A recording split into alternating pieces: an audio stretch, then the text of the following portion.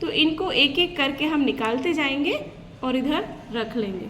आप भी बहुत आसानी से अपने घर पे हर जगह ये फ्लावर जो होते हैं वो उपलब्ध होते हैं, तो आप करके अपना पर्सनल भी देख सकते हैं। और 10th के प्रैक्टिकल में ये बायो के सेक्शन में पूछा जाता है। तो ये जो भाग हमने अलग किए हैं ये हैं आपके एपिकैलिक्स, ठीक है, एपिकैलिक्स।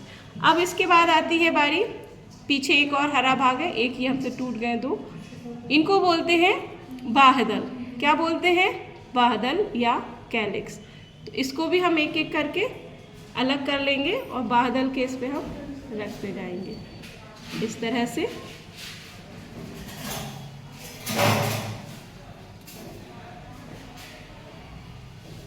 ये देखिए, ये है बाह्यदल या कैलिक्स।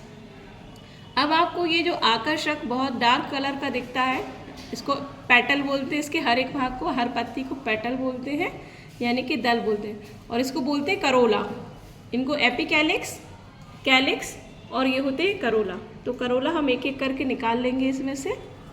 देखिएगा, एक बहुत बड़ा है ये फ्लावर, 2,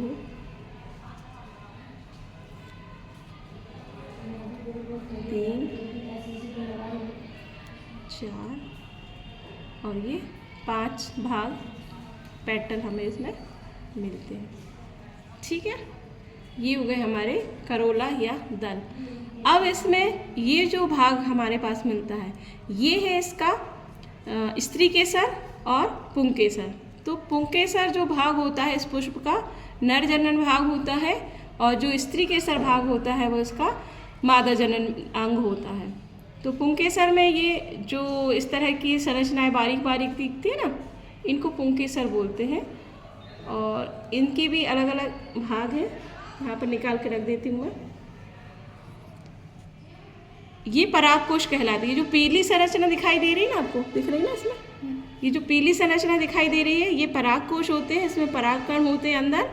और ये जो इसमें छोटी सी डंडी सी दिख रही है, ये तंतु जैसे ना, ये तंतु कहलाती है। तो ये क्या कहलाते हैं? परागकोश और ये तंतु।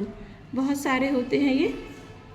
तो ये इसका मेल भाग है, ठीक है, इस पुष्प का मेल भाग है। इस पुष्प में मेल और फीमेल दोनों एक ही उसमें हो सकते हैं, इसलिए इसे हम उभयलिंगी पुष्प भी कहते हैं।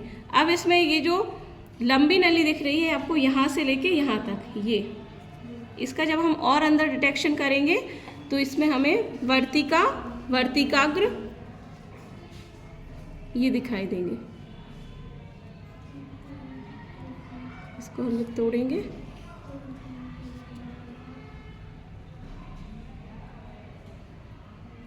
बहुत बारीक, हालांकि ये उससे करना चाहिए था पिन से, लेकिन हमने इसको हाथ से ही कर दिया।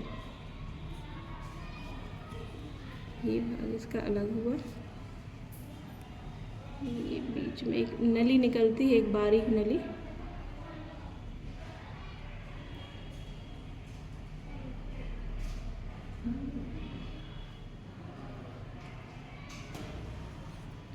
तो ये जो नली होती है ये वर्तिका कहलाती है, वाइट कलर की। ये वर्तिकाग्र कहलाते हैं, दिखाई दे रहे, ये वर्तिकाग्र, ये वर्तिका, और ये होता है पुष्पासन, जिस पे ये पुष्प इकट्ठा होता है। यहाँ पर अंडाशय इधर होता है इसका भाग, इसमें बहुत सारे अंडाणु इकट्ठे रहते हैं, ठीक है। और ये कहाँ पर स्थित होते हैं? इस पुष्पासन पर ये स्थित होते हैं। तो पुष्पासन, अंडाशय, वर्तिका और ये होती है वर्तिकाग्र। ये सबसे ऊपर जो पार्ट्स दिखाई दे रहे हैं ना, ये वर्तिकाग्र कहलाते हैं, ठीक है।